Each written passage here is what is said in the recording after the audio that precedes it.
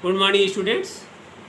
Today we are going to discuss about middle part between plasma lemma and tonoplast.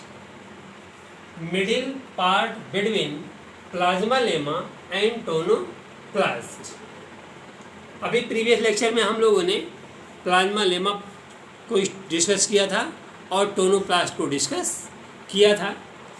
तो इधर देखेंगे आप figure में बताया था मैंने, ये सेल है,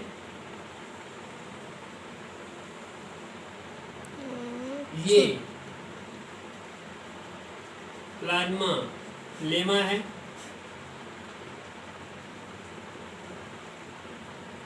इसके सेंट्रल पार्ट में बताया गया था कि ये होती है सेंट्रल बाइक्यूल,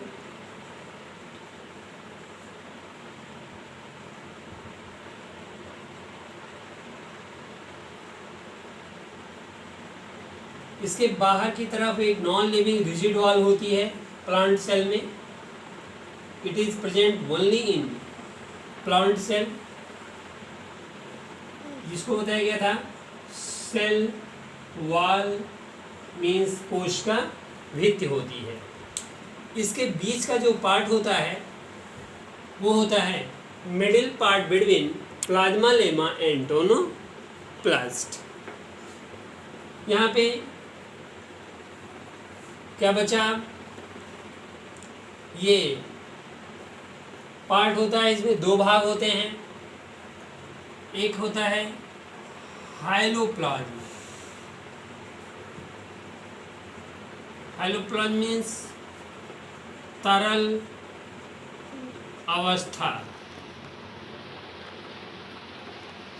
दूसरा होता है मेम्ब्रेनस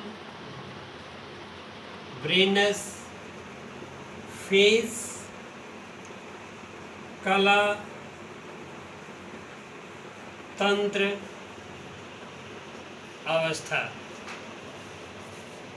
मीन्स प्लाज्मा लेमा और टोनोप्लास्ट के बीच में साइटोप्लाज्म का जो पार्ट होता है वो दो पार्ट में है। एक है हाइलोप्लाज्म और मीन्स लिक्विड के फॉर्म में, मीन्स तरल अवस्था, और दूसरा है कलातंत्र अवस्था मेम्ब्रेनस फेज, जो झिल्लियों के रूप में स्ट्रक्चर होता है। मेम्ब्रेन्स आपको हम बता दें कि जैसे प्याज ऐसे होती है, प्याज को ऐसे दबा करके आप तोड़ दीजिए और नीचे के छिलके की तरफ आप देखेंगे तो बहुत पतली सी पॉलीथीन के समान होता है, वो होता है मेम्ब्रेन। उसी प्रकार से सेल में बने हुए, मेम्ब्रेन के बने हुए या कलाओं के बने हुए सेल ऑर्गेनेल्स पाए जाते हैं, उसी को कहते हैं कला तंत्र अवस्था। जो लिक्विड होता है हाइलोप्लाज्म होता है, उसमें वो लिक्विड मटेरियल होता है, carbohydrate, protein, fats, enzyme, hormones, vitamins, minerals आदि पदार्थ घुले होते हैं और यह समांग मिश्रण होता है। इसका न्यूक्लियस के पार्ट यहाँ पे बताया गया था आपको कल लास्ट प्रीवियस लेक्चर में कि न्यूक्लियस होगा। न्यूक्लियस के पास जो हाइलोप्लाज्म का पार्ट होता है उसे कहते हैं एंडोप्लाज्म, अंतःद्रव्य, और सेल मेम्ब्रेन के पास जो पार्ट होता है उसे कहते हैं एक्टोप्लाज्म, बाह्य द्रव्य। इस तरह से हाइलोप्लाज्म के दो पार्ट हुए। न्यूक्लियस के पास जो होता है उसे कहते हैं एंडोप्लाज्म, और जो सेल मेम्ब्रेन के पास का पार्ट होता है उसे एक्टोप्लाज्म। अब बचता है मेम्ब्रेनस फेज, जो कलातंत्र अवस्थाएं होती हैं, जैसे वो होता है एंडोप्लाज्मिक रेटिकुलम होता है, इसमें पाया जाता है सेल में। इस तरह से कलाओं के बने हुए सेल ऑर्गेनेल्स होते हैं।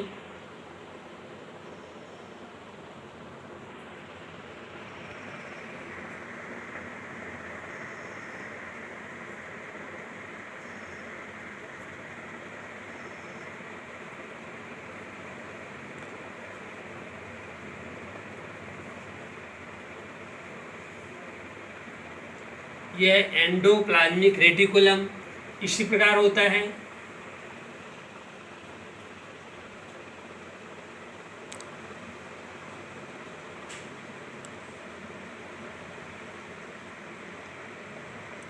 गोल्जी कॉम्प्लेक्स इसी प्रकार एक सेल ऑर्गेनेल्स इस तरह होता है, इसे कहते हैं क्लोरोप्लास्ट।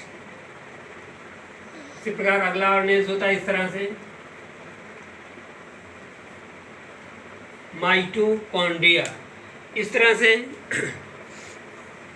कई ऑर्गेनेल्स जो मेम्ब्रेन के बने होते हैं वो इसमें पाए जाते हैं, उसे मेम्ब्रेनस फेज कहते हैं। इसमें से कुछ के बारे में हम आपको बताएंगे, दैट इज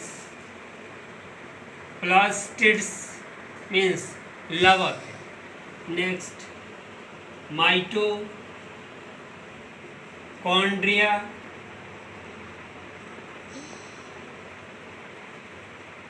नेक्स्ट है एंडोप्लाज्मिक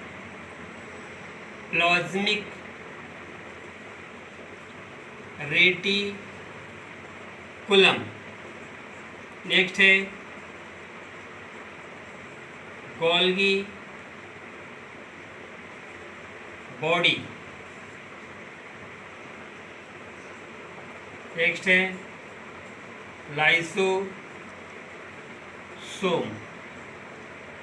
नेक्स्ट है राइबोसोम।